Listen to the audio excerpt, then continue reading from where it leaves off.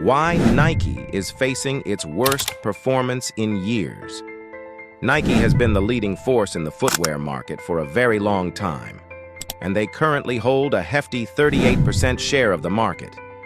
Over a period of years, it has consistently outperformed its rivals, thereby preserving its position as the industry leader in sports footwear.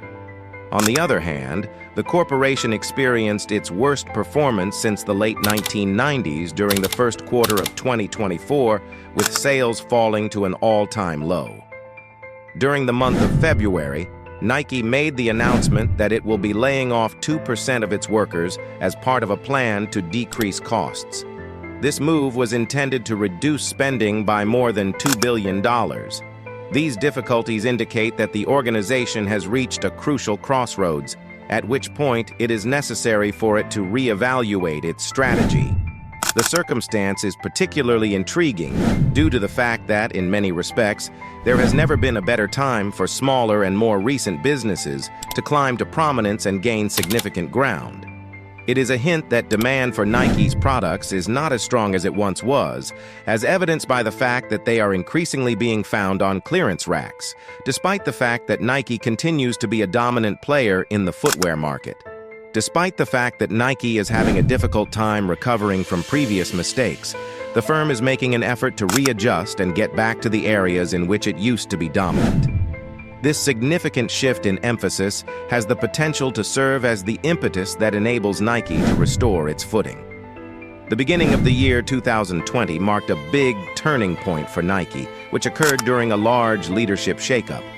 Mark Parker, a veteran CEO who had been with the firm since 1979 and had assisted in guiding Nike through some of its most successful years, resigned from his position.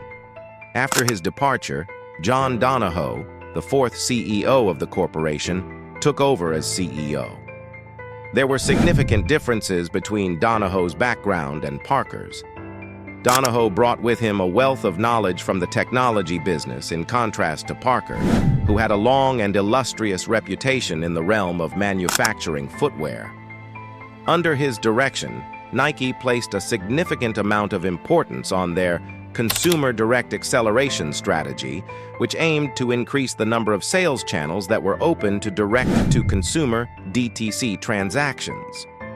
The year 2017 marked a significant change in Nike's business strategy, as the company shifted its focus to sales made directly to consumers. This included making a significant investment in online commerce, which appeared to be profitable in the first phases. Nike's digital channels, particularly its Shoes app, had experienced remarkable expansion by the time 2019 came to a close. The number of monthly active users on the app increased by a factor of 2, and by that point, sales carried out through the app accounted for almost 20% of Nike's digital business.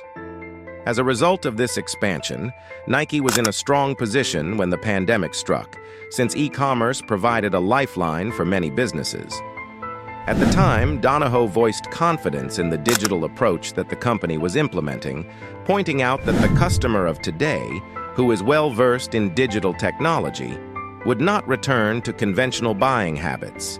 Despite this, Nike's significant investment in digital expansion was not without its share of difficulties.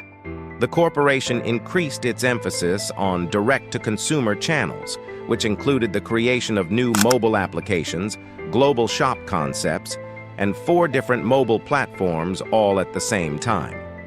In addition, during the epidemic, Nike, along with a very large number of other businesses, had serious interruptions in their supply chain. At the end of the year 2022, the business discovered that it had an enormous surplus of inventory, which amounted to roughly $9.7 billion of total value. The stock price of the corporation experienced a substantial decline of 14% as a result of this. As a result of an excessive reliance on direct-to-consumer sales and the disruption that was brought about by an oversupply of items, Nike rethought its strategy.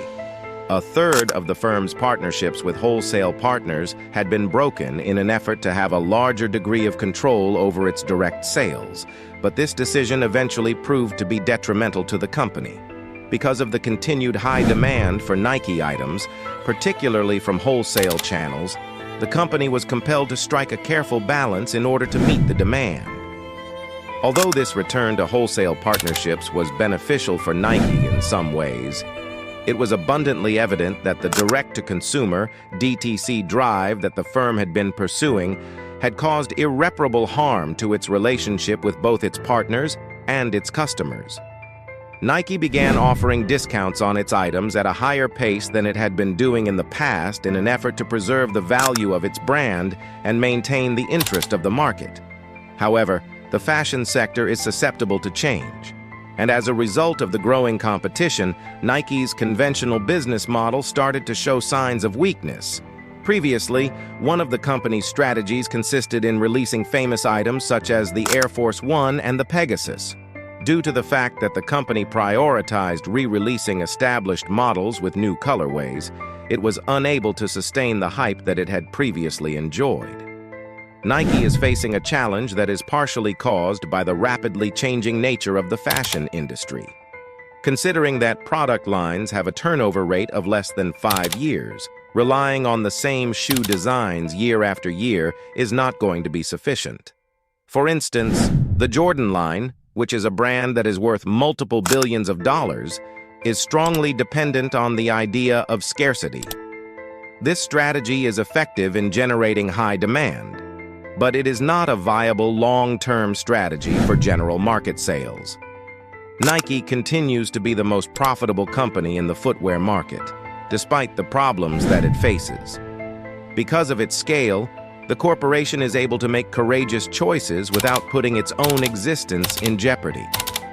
Taking Tiger Woods, a crucial brand ambassador, as an example, Nike immediately recovered after losing him by outbidding its competitors to clinch a deal with Caitlin Clark, a budding basketball player. A long-standing association between the German national soccer team and Adidas has come to an end as a result of a new kit arrangement that Nike recently struck with the team. Nike is looking to the Olympics as a potential growth accelerator since the company can utilize the event to promote new goods and generate awareness. Notwithstanding the fact that it is anticipated that Nike's sales growth would decrease to just 1% for the fiscal year 2024, the company's position inside the industry continues to be unrivaled. Due to the enormous scope of its operations, Nike is able to take risks that smaller businesses simply cannot afford to take. The company has a long history of innovation and supremacy, which indicates that even though it is facing issues, it is quite improbable that it will lose its top rank in the near future. But whether or not Nike can maintain its position as the industry leader for many years to come will depend on how well it adjusts to the continuously shifting market. Thanks for watching. Don't forget to like and subscribe to our YouTube channel.